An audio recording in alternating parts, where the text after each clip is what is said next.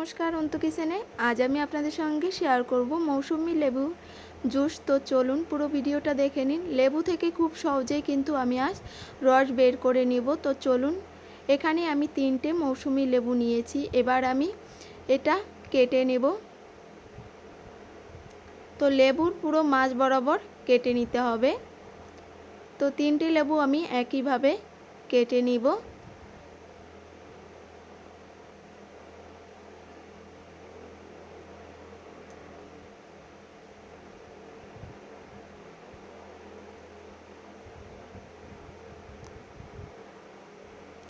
কেটে নেওয়া হয়ে গিয়েছে।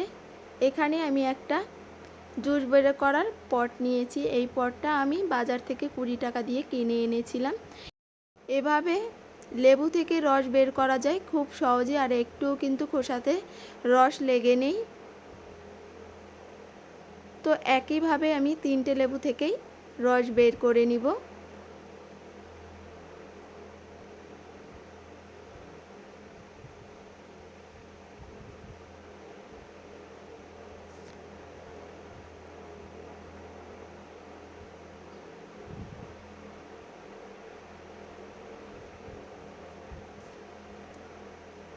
রসটা কিন্তু একবারে ছ্যাঁকাও হয়ে গিয়েছে।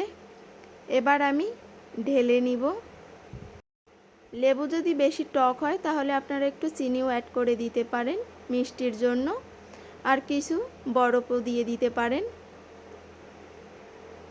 তো এখানে আমার বাচ্চা খাবে, এর জন্য আমি ঠান্ডা বরফ দিচ্ছি না। এভাবে লেবুর রস বের করে দিলে কিন্তু বাচ্চারা খুব সহজেই খেতে পারবে। এবার দিয়ে দিব সামান্য একটু বিট লবণ। বিট লবণ দিলে কিন্তু আরও ভালো লাগে খেতে। তো একদম রেডি মৌসুমি লেবুর জুস।